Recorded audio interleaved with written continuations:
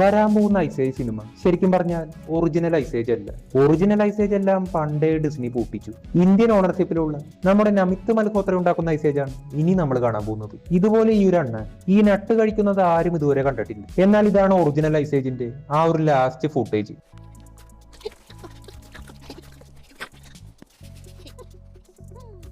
അങ്ങനെ നമ്മുടെ അണ്ണാൻ ആ ഒരു നട്ട് കഴിച്ചു. ഇവിടെയാണ് ഒറിജിനൽ ഐസേജിന്റെ എൻഡിങ്. ഒരു 10 കൊല്ലത്തിന് മുമ്പ് ലാസ്റ്റ് ഐസേജ് സിനിമ 2016 പുറത്തിറങ്ങി. അതായിരുന്നു ഐസേജ് 5 സിനിമ. ശേഷം ഡിസ്നി അത് പൂട്ടിച്ചു. പിന്നീട് 2022 ഐസേജിൽ ഈ ഒരു ബക്ക് എന്ന ക്യാരക്ടർ യൂസ് ചെയ്തു ഡിസ്നി സ്വന്തമായ ഒരു സീരീസ് പുറത്തിറക്കി. ഒരുപാട് തെറിവിളികൾ കേട്ട സീരീസ് അതായിരുന്നു ice age adventures of buck wild. എന്തുകൊണ്ട് ആളുകൾ തെറി വിളിക്കുന്നെന്നാൽ ഈ ഡിസ്നി ഐസേജ് ഉണ്ടാക്കിയപ്പോൾ നമ്മുടെ പഴയ ഐസേജ് പോലെ VFX ക്വാളിറ്റി ഒന്നും നോക്കിയില്ല. വെറുതെ ചീപ്പായ ഒരു ഐസേജ് ഉണ്ടാക്കി. അപ്പോൾ എന്തുകൊണ്ട് ഡിസ്നി ഇത് ചെയ്തു എന്ന് നമുക്ക് നോക്കാം. ആദ്യം ഐസേജിന്റെ കമ്പനി പൊട്ടിച്ചു. പിന്നീട് ഒരു ചീപ്പ് ഐസേജ് ഉണ്ടാക്കി.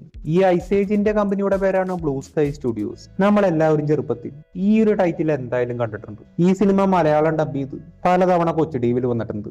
വളരെ മികച്ചൊരു ഡബിംഗ് ആയിരുന്നു. നിങ്ങൾക്ക് ഓർമ്മയുണ്ടോ എന്നറിയില്ല, എങ്കിലും ചില സീനുകൾ കാണിക്കുക.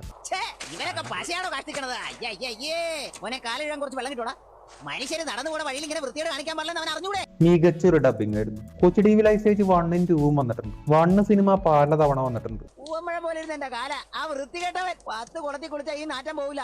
നിങ്ങൾ കണ്ടിട്ടുണ്ടെങ്കിൽ ഉറപ്പായും താഴെ കമന്റ് ചെയ്യുക. ഇതൊരു പീക്ക് ഡബിംഗ് തന്നെയായിരുന്നു. അതായത് അവരെന്നെ കൊല്ലാൻ വേണ്ടി ഓടിച്ചിടുക. അവരുടെ കയ്യിൽ നിന്ന് എന്നെ ഒന്ന് രക്ഷിക്കണേ പ്ലീസ്. ഒറിജിനൽ ഇംഗ്ലീഷ് ഡബിംഗ് പോലെ സിഡ് ക്യാരക്ടറിന് കോമഡി ആയിട്ടുള്ള സൗണ്ട്, മേനി ക്യാരക്ടറിന് സീരിയസ് ആയിട്ടുള്ള ആ ഒരു ബാസ് വോയിസ് മലയാളത്തിലും പെർഫെക്റ്റ് ആയി സിങ്കായി. ഈ ഒരു സിനിമ എപ്പോഴൊക്കെ കൊച്ചു ടിവിയിൽ വന്നിട്ടുണ്ടോ അപ്പോഴൊക്കെ ഞാനിത് കണ്ടിട്ടുണ്ട്. കൊച്ചു ടി വി തുടങ്ങിയപ്പോൾ മുതൽ, അതായത് 2011 ടൈം മുതൽ 2016 വരെ ഇത് കൊച്ചു ടിവിയിൽ ഉണ്ടായിരുന്നു.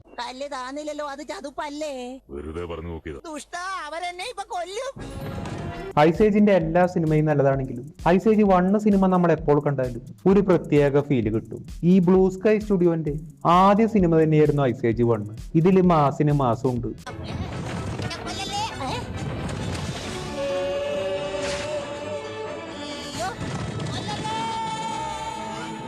കോമഡി ഉണ്ട്, ഇമോഷണലും ഉണ്ട്, സീരിയസ്നെസ് ഉണ്ട്, ഫീൽ ഗുഡ് ഉണ്ട്. എല്ലാം കൊണ്ടും പെർഫെക്റ്റ് ആണ്.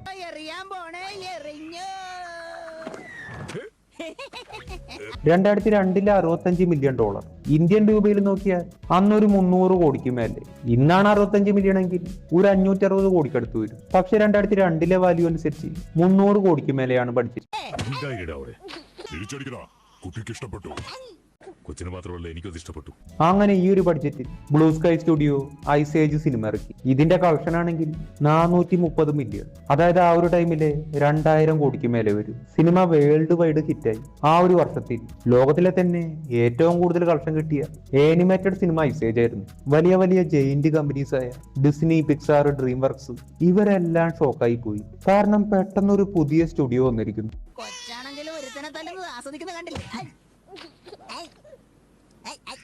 ഈ ഡിസ്നി കമ്പനിയൊക്കെ 1994 ടൈമില് ലയൺ കിങ് സിനിമയിലൂടെ 700 മില്യൺ കളക്ഷൻ നേടിയിട്ടുണ്ട്. ഇതുപോലെ പിക്സാർ, ഡ്രീം വർക്ക്സ് 2000 ടൈമിൽ 500 മില്യൺ കളക്ഷൻ നേടിയിട്ടുണ്ട്. പക്ഷെ വ്യത്യാസം എന്തെന്നാൽ ഇവരെല്ലാം വർഷങ്ങളായുള്ള സ്റ്റുഡിയോസാണ്. ഇതിനു മുമ്പ് ഒരുപാട് സിനിമകൾ എടുത്തിട്ടുണ്ട്. ഡിസ്നിയൊക്കെ പണ്ട് മുതലേ ഉള്ളതാണ്. ജാംബവാൻ വരെ ഡിസ്നിയേക്കാൾ ഒരു വയസ്സിനിടയതാണ്. ഇവിടെ വ്യത്യാസം എന്താണെന്ന് വെച്ചാൽ ബ്ലൂ സ്കൈ തന്റെ ആദ്യ സിനിമ കൊണ്ട് തന്നെ ഇത്രയും കളക്ഷൻ നേടി ഒരു വലിയ ഹാട്രിക് അടിച്ചു. അങ്ങനെ ഇവർക്കൊരു കോമ്പറ്റീറ്ററായി. ആദ്യ സിനിമ എങ്ങനെ ഇത്രയും ഹിറ്റ് അടിച്ചെന്നാൽ ഐസേജ് സിനിമ കുട്ടികൾക്ക് വേണ്ടി മാത്രമുള്ളതായിരുന്നില്ല. എല്ലാവർക്കും കണക്ട് ആവുന്ന രീതിയിൽ ഒരു ഇമോഷണൽ സ്റ്റോറി ടെല്ലിംഗ് ആയിരുന്നു. നമ്മൾ ഇത് ഏത് ഏജിൽ കണ്ടാലും ഒരു പ്രത്യേക ഫീല് കിട്ടും. അതായത് മേനി എന്ന ഒരു സീരിയസ് ആയിട്ടുള്ള ക്യാരക്ടർ എന്തുകൊണ്ട് ഇത്രയും ഹാർഡായിരുന്നാൽ ആള് ചെറുപ്പത്തിലെ ഒറ്റപ്പെട്ടു പോയതാണ്. ഒരു ട്രാജിക് ആയ ടച്ചിങ് ആയ ഫ്ലാഷ് ബാക്ക് ഉണ്ട്. സിഡ് എന്ന കോമഡി ആയിട്ടുള്ള ക്യാരക്ടർ, പിന്നെയുള്ള ഡിയാഗോ ക്യാരക്ടർ ഒരു വില്ലനായിട്ടാണ് കടന്നു വരുന്നത്. പക്ഷെ പിന്നീട് മൈൻഡ് മാറുന്നു. അങ്ങനെ ഫ്രണ്ട്ഷിപ്പ്, ഇവർ തമ്മിലുള്ള ട്രസ്റ്റ്, ഫാമിലി, അങ്ങനെ എല്ലാം കൊണ്ടും നല്ലൊരു ഇമോഷണൽ ഡെപ്ത് ഉണ്ട്. ക്ലൈമാക്സ് ഒന്നും ഒരു രക്ഷയില്ല. ആ കുട്ടിയാണ് ഇവരെ ഒരുമിപ്പിച്ചത്. കുട്ടിയുടെ പേരൻസിനെ കണ്ടെത്താൻ വേണ്ടി ഇവരെല്ലാരും ഒരുമിച്ചു. ക്ലൈമാക്സ് നമ്മളെ ആദ്യം ഒന്ന് ടെൻഷൻ ആക്കും.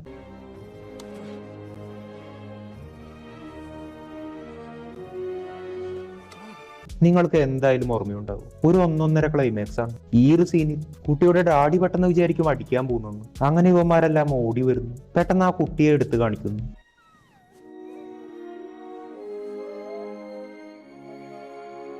മ്യൂസിക് ആണെങ്കിൽ ഒരു രക്ഷയില്ല. ലിജൻഡറി മ്യൂസിക് ഡയറക്ടറായ ഡേവിഡ് ന്യൂമാൻ ആണ് മ്യൂസിക് നൽകിയത്.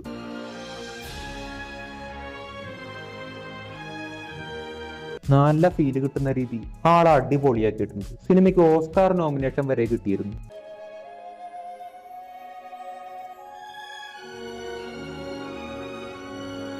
പിന്നീട് നമ്മൾ ഈ ഒരു കുട്ടിയെ എവിടെയും കണ്ടിട്ടില്ല.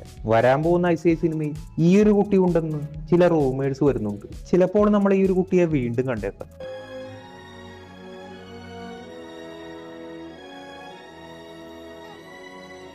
പലർക്കും അറിയാത്ത കാര്യം എന്താണെന്ന് വെച്ചാൽ ക്ലൈമാക്സിൽ ഡിയാഗോ പരിക്കുകളായിട്ട് തിരിച്ചു വരുന്നുണ്ട്. പിന്നീട് എല്ലാ സിനിമയിലും ഡിയാഗോ എന്ന ക്യാരക്ടർ ഉണ്ട്. ഇവർ 3 പേരുമാണ് ബോണ്ട്.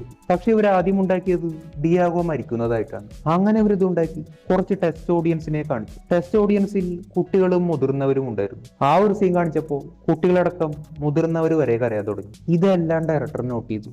അങ്ങനെ ടെസ്റ്റ് ഓഡിയൻസ് പോയി കഴിഞ്ഞു ഒറിജിനൽ റിലീസിന് മുമ്പ് ഡയറക്ടർ പുതിയൊരു സീൻ കൂടി ആഡ് ചെയ്തു. ഇത്രയും മികച്ചൊരു സീൻ കഴിഞ്ഞു മറ്റൊരു മികച്ച സീൻ.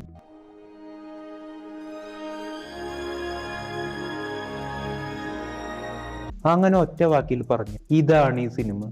ഈ ഒരു സിനിമ കൊച്ചു ടിവിയിൽ കണ്ടത് ഇപ്പോഴും ഓർമ്മയുള്ളവരുണ്ടെങ്കിൽ ഉറപ്പായും ഒരു ലൈക്ക് അടിക്കണം. ഒന്ന് കൗണ്ട് ചെയ്ത് നോക്കാനാണ്.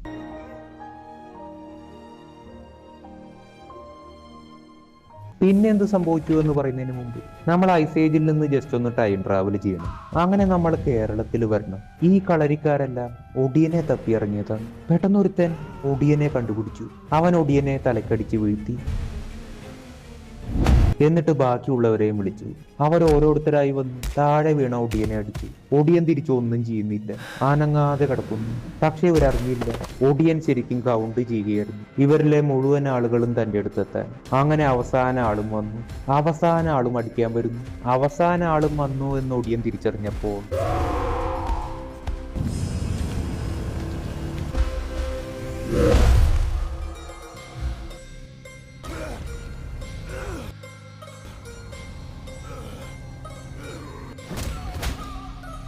പിന്നീട് അവരെ ആരും കണ്ടിട്ടില്ല. ഇത് അവിടുത്തെ ഇളയ തമ്പുരാനെ വളരെ വിഷമിപ്പിച്ചു. പക്ഷെ ആ ഒരു ഒടിയൻ ശരിക്കും യഥാർത്ഥ ഒടിയനായിരുന്നില്ല. അവൻ വെറും ഒരു കള്ളനായിരുന്നു. അവന്റെ കൈകളിൽ ആകസ്മികമായി യഥാർത്ഥ ഒടിയന്മാര് രൂപം മാറുന്നു. ആ ഒരു എണ്ണ വന്നു ചേർന്നിരുന്നു. ഒടിയന്മാരുടെ ഒടിയൻ മന്ത്രങ്ങൾ അവൻ ഒളിഞ്ഞിരുന്ന് കേട്ടുപിടിച്ചു. ഇതൊന്നും തമ്പുരാൻ അറിയില്ല. തമ്പുരാൻ വളരെ വിഷമത്തിലാണ്. പെട്ടെന്ന് മന്ത്രി പറഞ്ഞു, ഒടിയനെ തോപ്പിക്കാൻ മറ്റൊരു ഒടിയൻ തന്നെ വേണം. അങ്ങനെ ഒരാളുണ്ട്. മന്ത്രി അങ്ങനെ പുറപ്പെട്ടു. ആ ഒരാളുടെ മുന്നിലെത്തി. അതായിരുന്നു ഭൂമിയിലെ അവസാന യഥാർത്ഥ ഒടിയൻ. ഒടിയൻ വേലായുധൻ. ക്രൂരമായ യഥാർത്ഥ ഒടിയൻ നായകനെ തേടി വരാൻ പോവുകയാണ്. യഥാർത്ഥ ഒടിയൻ എന്താണെന്ന് അവൻ അറിയാൻ പോകുന്നു. ഇതൊരു വില്ലന്റെ സ്റ്റോറിയാണ്. മാൻകൈൻഡ് കമ്പനിയുടെ ഒടിയൻ വേലായുധൻ. ഇപ്പോൾ പ്രീ ഓർഡർ കൊടുക്കുന്നവർക്ക് ബുക്കിന് പുറമെ പോസ്റ്റ് കാർഡും ബുക്ക് മാർക്കും ഫ്രീ ആയിട്ട് കിട്ടും. നിങ്ങൾ ഇടയ്ക്കൊക്കെ രാത്രി ലാഗുകളില്ലാത്ത ഉറങ്ങുന്നതിന് മുമ്പ് മൊബൈലിന്റെ സ്ക്രീൻ ടൈം അല്പം കുറച്ച് ഇങ്ങനെയുള്ള ബുക്കുകളും വായിക്കുന്നത് എപ്പോഴും നമുക്ക് തന്നെ നല്ലതാണ്. ഇതൊരു സീറ്റ് അടിച്ച് ത്രില്ലറാണ്. മാത്രമല്ല ഒരു സിനിമാറ്റിക് നോവലാണ്. ഓരോ സീൻ കഴിയുമ്പോഴും ഫോട്ടോ ഉണ്ടാവും. അപ്പോൾ നമുക്കൊരു സിനിമ കണ്ട ഫീൽ കിട്ടും. അപ്പോൾ ആ ലിങ്ക് വഴി മാൻകൈൻഡിന്റെ ഒഫീഷ്യൽ സൈറ്റായ ബുക്ക് ലവിലേക്ക് വരാം. ഇവിടെ നിങ്ങളുടെ പേര്, ഡീറ്റെയിൽസ്, അഡ്രസ് ലൈൻ 1ലോ 2ലോ അഡ്രസ്സും കൊടുക്കാം. ഇതുപോലെ എപ്പോഴും വാട്സപ്പ് സപ്പോർട്ടും ഉണ്ട്. ഓർഡർ ചെയ്യുന്നവരാണെങ്കിൽ നിങ്ങൾക്ക് ഇവിടെ ഫ്ലിപ്കാർട്ടിൽ നിന്ന് ആമസോണിൽ നിന്നോ ഈസിയായി കോപ്പി പേസ്റ്റ് അടിക്കാം. നിങ്ങൾ പല സിനിമകൾ തുടങ്ങുമ്പോൾ ഇങ്ങനെ ഒരു ടൈറ്റിൽ കണ്ടിട്ടുണ്ടാവും, നമ്മുടെ Fox studio. Blue Sky company ആദ്യമല്ല TV പരസ്യങ്ങൾക്ക് വേണ്ടി CGI വർക്ക് ചെയ്യുമായിരുന്നു. വളരെ മികച്ച വർക്കായിരുന്നു. ഇത് കണ്ട് ഇംപ്രസ്സായി നമ്മുടെ ഫോക്സ് സ്റ്റുഡിയോ ഇവരെ വാങ്ങി. ICI സിനിമ വിതരണം ചെയ്തതും നമ്മുടെ ഫോക്സ് സ്റ്റുഡിയോയാണ്. ICI സിനിമയ്ക്ക് മുമ്പ് ബ്ലൂ സ്കൈ ഫോക്സ് സിനിമകളിലും വർക്ക് ചെയ്തു. പിന്നീടാണ് ICIയിലേക്ക് വന്നത്. ICIയിലെ സിഡിന് ശബ്ദം നൽകിയ ആ ഒരു വോയിസ് ആർട്ടിസ്റ്റ് പറയുന്നത് സിഡിന് സ്യൂട്ടബിൾ ആവുന്ന ഒരു ശബ്ദം കണ്ടുപിടിക്കാൻ ഞാൻ ഏകദേശം 30ഓളം ശബ്ദത്തിൽ ഡബ് ചെയ്തു എന്നാണ്. Let there be fire! The low voices. Some promises are no big deal, believe me. I know. The high voices. I promised my first girlfriend we'd mate for life. Looney Tune voices. I promised my first girlfriend we'd mate. ഈ ഐസേജിന്റെ സക്സസിന് ശേഷം blue sky സ്റ്റുഡിയോന്റെ next movie ആയിരുന്നു robots. ഇത് 2005 പുറത്തിറങ്ങി. ഇത് ഏകദേശം 262 million collection നേടി. ഐസേജിന്റെ അത്ര ഇല്ലെങ്കിലും വലിയൊരു വിജയമായിരുന്നു. ഐസേജിന്റെ സെയിം ഡയറക്ടറായ ക്രിസ് വെഡ്ജ് തന്നെയാണ് ഈ ഒരു സിനിമയെ ഡയറക്ട് ചെയ്തത്. ഇതിലെ മെയിൻ ക്യാരക്ടറിനെ നമ്മുടെ റോബ് വില്യംസ് ഡബ് ചെയ്തിരുന്നു. പിന്നീട് വന്ന സിനിമയാണ് ഐസ് ഏജ് 2.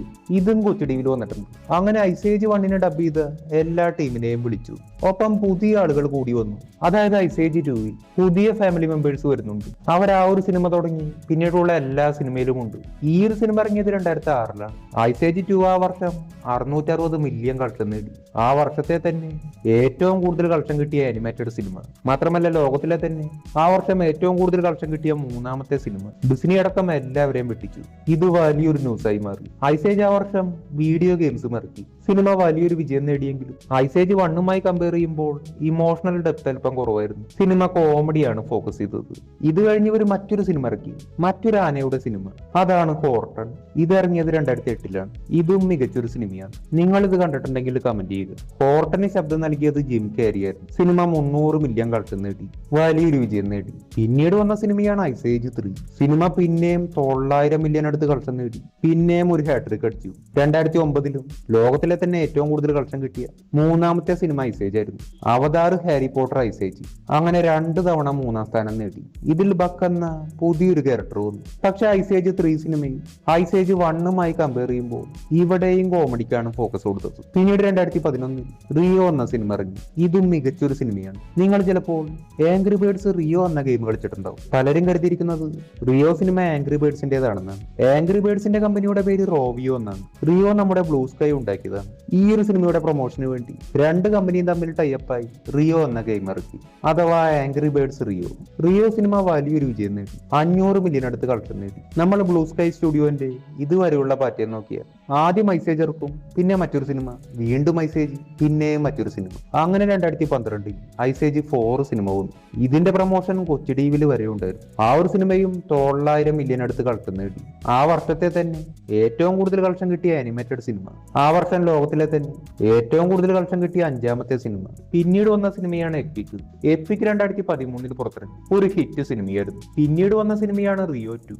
റിയോ 2 2014 പുറത്തിറങ്ങി. ഇതിന്റെ പ്രൊമോഷനും കൊച്ചു ടിവിയിലുണ്ടായിരുന്നു. സിനിമ 500 മില്യൺ അടുത്ത് കളക്ഷൻ നേടി. അങ്ങനെ വലിയൊരു വിജയം നേടി. അടുത്ത സിനിമയും ഐസേജ് ആയിരുന്നു. ദ പീനട്സ് എന്ന സിനിമയാണ്. ഈ സിനിമയും വിജയം നേടി. ഇവിടെ ചെറുതായി പാറ്റേൺ ബ്രേക്ക് ആവുന്നുണ്ട്. അതായത് ഐസേജ് സിനിമ ഇറങ്ങി 3 സിനിമകൾ കഴിഞ്ഞാണ് മറ്റൊരു ഐസേജ് വരുന്നത്, അഥവാ ഐസേജ് 5. ഐസേജ് 5 2016 പുറത്തിറങ്ങി. ഐസേജ് സിനിമകളിലെ തന്നെ ഏറ്റവും വീക്ക് സ്ക്രിപ്റ്റ് ആയിരുന്നു ഇത്. അതായത് ഒരു തട്ടിക്കൂട്ട് ഐസേജ് ഉണ്ടാക്കി. പ്രത്യേകിച്ച് സ്റ്റോറി ഒന്നുമില്ല. നെഗറ്റീവ് റെസ്പോൺസ് ആയിരുന്നു. ആദ്യ സിനിമകളുമായി കമ്പയർ ചെയ്യുമ്പോൾ ഈ ഒരു സിനിമയ്ക്ക് കളക്ഷൻ കുറവായിരുന്നു. 400 മില്യൺ അടുത്ത് കളക്ഷൻ നേടി. സിനിമ വിജയം നേടി.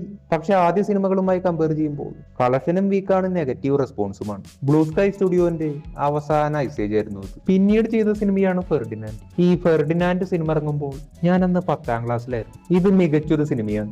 ഈ ഒരു സിനിമയും വിജയം നേടി. ജോൺ സീനയായിരുന്നു ഡബ് ചെയ്തത്. പിന്നീട് എന്ത് സംഭവിച്ചു എന്നാൽ നമ്മുടെ ഡിസ്നി കമ്പനി ഫോക്സ് കമ്പനിയെ വാങ്ങി. അങ്ങനെ ബ്ലൂ സ്കൈ അടക്കം ഫോക്സ് കമ്പനിയുടെ എല്ലാം ഡിസ്നിയുടേതായി. തന്നോട് മത്സരിച്ച ഒട്ടുമിക്ക കമ്പനിയും ഡിസ്നി തന്നെ വാങ്ങി. പിക്സാറിനെ എല്ലാം ആദ്യമേ വാങ്ങി. പിന്നീട് മാർവലിനെ വാങ്ങി, ലൂക്കാസ് വാങ്ങി. അങ്ങനെ ഇതെല്ലാം ഡിസ്നിയുടേതായി. അങ്ങനെ ഇരിക്കുമ്പോൾ നമ്മുടെ ബ്ലൂ സ്കൈ കമ്പനി വിൽ സ്മിത്തിന്റെ ടോം ഹോളൻഡിന്റെ മറ്റൊരു സിനിമ ഇറക്കി, സ്പൈസ് എന്ന സിനിമ. നല്ലൊരു പോസിറ്റീവ് റെസ്പോൺസ് ആയിരുന്നു. പക്ഷെ ബോക്സ് ഓഫീസിൽ കാര്യമായ ഒരു വിജയം നേടിയില്ല. ഇതായിരുന്നു അവരുടെ ലാസ്റ്റ് സിനിമ. അങ്ങനെ 2021 ബ്ലൂ സ്കൈ കമ്പനി ഡിസ്നി അങ്ങ് പൂട്ടിച്ചു. കാരണമായി പറയുന്നത് അന്ന് കോവിഡ് ടൈം ആയിരുന്നു. ഡിസ്നിക്ക് ഒരു ഫിനാൻഷ്യൽ പ്രഷർ വന്നു. ഡിസ്നി നോക്കിയപ്പോൾ ഡിസ്നിക്ക് സ്വന്തമായി ഒരുപാട് സ്റ്റുഡിയോസ് ഉണ്ട്. ഡിസ്നി തന്നെ ഒരു സ്റ്റുഡിയോയാണ്. ഡിസ്നിക്ക് പിക്സാർ ഉണ്ട്, ഫോക്സ് ഉണ്ട്. ഇത്രയും സ്റ്റുഡിയോന്റെ ആവശ്യമില്ല എന്ന് ഡിസ്നിക്ക് തോന്നി. അങ്ങനെ ബ്ലൂ സ്കൈ ഷട്ട് ഡൗൺ ചെയ്തു. ഈ ഒരു ടൈമിൽ ബ്ലൂ സ്കൈ നിമോൺ എന്ന സിനിമയിൽ വർക്ക് ചെയ്യുകയായിരുന്നു. ഇവർക്ക് അത് കംപ്ലീറ്റ് ആക്കാൻ പറ്റിയില്ല. അങ്ങനെ ഡിസ്നി ഇത് മുഴുവൻ കംപ്ലീറ്റ് ആക്കാൻ നമ്മുടെ DNEG സ്റ്റുഡിയോയ്ക്കും അന്നപൂർണ എന്ന മറ്റൊരു സ്റ്റുഡിയോയ്ക്കും നൽകി. അന്നപൂർണ ഇന്ത്യൻ കമ്പനിയല്ല, ഇതൊരു അമേരിക്കൻ കമ്പനിയാണ്. ആ ഒരു പേര് ഇൻസ്പയർ ആയത് അത് ഇന്ത്യയിൽ നിന്നാണ്. പക്ഷെ DNEG കമ്പനി അത് ലണ്ടൻ ബേസ് ചെയ്ത് വർക്ക് ചെയ്യുന്ന കമ്പനിയാണ്. പക്ഷെ ഓണർഷിപ്പ് ഇന്ത്യക്കാണ്, നമ്മുടെ നമിത് മൽഹോത്രയ്ക്കാണ്. അങ്ങനെ ഈ ഒരു സിനിമ നെറ്റ്ഫ്ലിക്സിൽ റിലീസ് ചെയ്തു. മികച്ച ഒരു പോസിറ്റീവ് റെസ്പോൺസ് ആയിരുന്നു. അങ്ങനെ ബ്ലൂ സ്കൈയിലെ അനിമേറ്റേഴ്സ് അവസാനമായി ഒരു വീഡിയോ കൂടി ക്രിയേറ്റ് ചെയ്തു. പിന്നീട് യൂട്യൂബിൽ അപ്ലോഡ് ചെയ്തു. അതാണ് ഈ ഒരു ഫൈനൽ ഫുട്ടേജ്. ബ്ലൂ സ്കൈയുടെ എല്ലാ സിനിമകളുടെയും റൈറ്റ്സ് നമ്മുടെ ഡിസ്നിയുടെ കയ്യിലുണ്ട്. അങ്ങനെ ഡിസ്നി ബക്ക് എന്ന ക്യാരക്ടറിന്റെ ഒരു സീരീസ് ഇറക്കി. ഈ ഒരു സീരീസ് മൊത്തത്തിൽ എയറിലായിരുന്നു. വളരെ മോശം റിവ്യൂസ് ആയിരുന്നു. ഇതിന്റെ സ്റ്റോറി, VFX, ഡയറക്ഷൻ ഇതെല്ലാം വളരെ വീക്കാണ്. നമ്മൾ ഡിസ്നിയുടെ കാര്യം നോക്കിയാൽ ഡിസ്നി സ്വന്തമായി ഉണ്ടാക്കുന്ന സിനിമകൾ വളരെ മികച്ച സിനിമകളാണ്. മികച്ച ക്വാളിറ്റിയും ഉണ്ടാവാറുണ്ട്. പിന്നെ എന്തുകൊണ്ടാണ് ഐസേജിന്റെ ക്വാളിറ്റി കുറഞ്ഞെന്നാൽ ഇതുണ്ടാക്കിയത് ഡിസ്നി അല്ല. അന്ന് ഡിസ്നി ഒരു ചെറിയ സ്റ്റുഡിയോനെ ഏൽപ്പിച്ചു. ഇതൊരു സീരീസ് ആണ്, അതുകൊണ്ട് ഒരു ചെറിയ ബഡ്ജറ്റേ ഉള്ളൂ. മാത്രമല്ല അന്ന് കോവിഡ് ടൈമായിരുന്നു. ഏൽപ്പിച്ച സ്റ്റുഡിയോയിൽ ആളുകളും കുറവായിരുന്നു.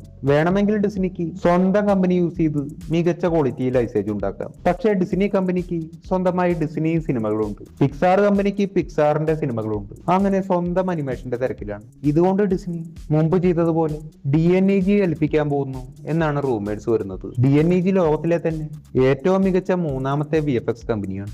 8 ഓസ്കാർ അവാർഡുകൾ നേടിയിട്ടുണ്ട്.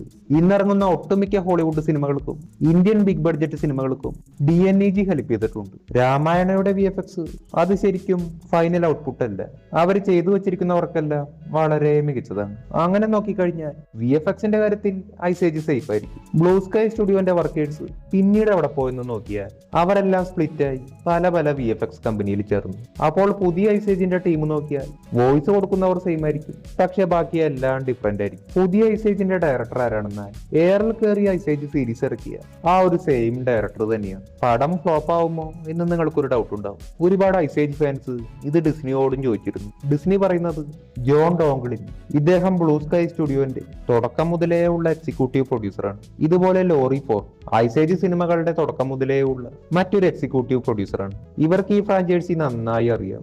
മാത്രമല്ല സീരീസിന്റെ ബഡ്ജറ്റ് കുറവായിരുന്നു, VFXന്റെ ചില പ്രശ്നങ്ങളുണ്ടായിരുന്നു. എന്നാൽ സിനിമയുടെ കാര്യം അങ്ങനെയല്ല, ആളുടെ കഴിവിൽ ഡിസ്നി വിശ്വസിക്കുന്നു. അപ്പോൾ മൊത്തത്തിൽ നോക്കിയാൽ പഴയ ആളുകളെ കൂടി ഇൻക്ലൂഡ് ചെയ്ത് ഐസേജിന് വേണ്ടി മാക്സിമം ഡിസ്നി നോക്കുന്നുണ്ട്. ഇത് ഇദ്ദേഹം ഡയറക്ട് ചെയ്യുന്ന ആദ്യ സിനിമയാണ്, നന്നായി വരുമെന്ന് വിചാരിക്കുക.